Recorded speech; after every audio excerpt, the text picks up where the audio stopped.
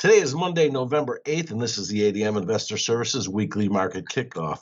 Please note that the views and opinions expressed here today are solely those of our guests, should not be construed as the views or opinions of ADM Investor Services or ADM. Today's guests are Steve Freed, ADMIS Vice President of Grain Research, and Alan Bush, ADM Investor Services Senior Financial Economist. Steve, let's take a look at the grain markets. What will the USDA say on tomorrow's report?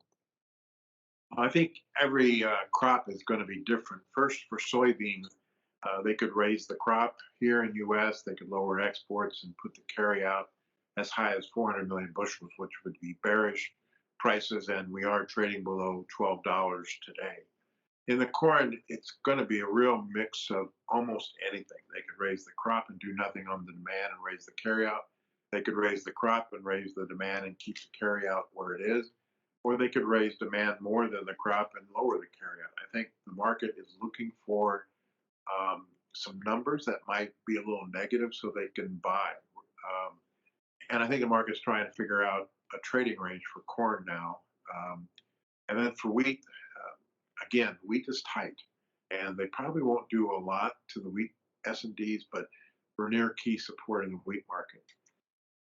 Steve, post these numbers, this USDA report, what are the key fundamentals that will drive all three of the primary grains, corn, soybeans, and wheat, in regard to price direction? I think price direction right now is down on the soybean market. And I think that we need demand, and we need South American weather to turn worse than it is right now. So I'd be looking for beans to continue to trade lower with 11.75 on the Jan an objective. There is a strong seasonality that after harvest is over, the market tends to try to rally from mid-November through mid-December. But the problem this year is that the Brazil crop is planted early, and they could have an early harvest, which limits the upside in the beans.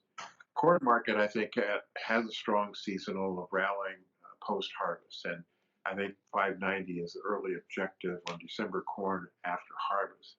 Wheat market, a lot of people feel that 770 is support in Kansas City December and $10 in Minneapolis December, and those markets could rally post USDA report. All these prices profitable for farmers, Steve. When looking at marketing recommendations for the farmers' cash sales this year in 2022 and 2023, what are your thoughts there? On last Monday, when before the markets broke, a lot of farmer economists, analysts, consultants told the farmers to clean up their 21 sales of corn and beans and wheat to get to 50% sold on 22 crops that they haven't even planted yet, and sell up to 20% of their 23 wheat crops. Again, these are high prices.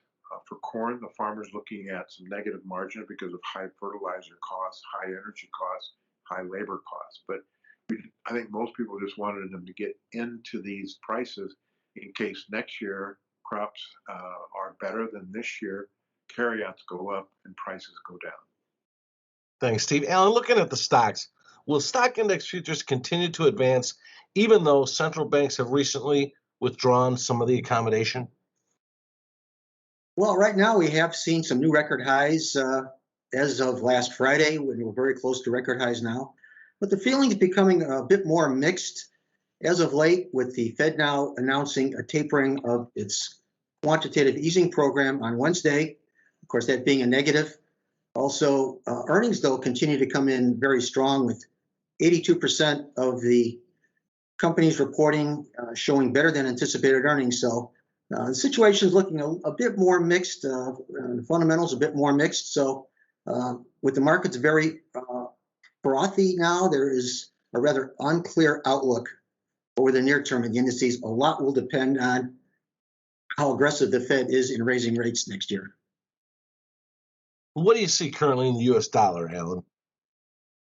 Well, we have been bullish to dollar index in advance of the Fed meeting on the anticipation that the Fed would announce a tapering, which they did.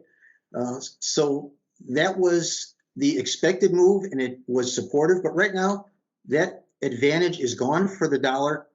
I think central banks around the world are going to tighten credit to one degree or another. So with that being the case, there are no interest rate differential advantage expectations anywhere. And that would suggest that breakouts in both directions in the dollar will not follow through. So I'm looking for a broadly based trend in the dollar index and other currencies as well. Just no breakouts, no specific advantage from an interest rate differential point of view. Good segue there, Alan. When will the Federal Reserve hike its Fed funds rate from the current 0 to 25 basis points?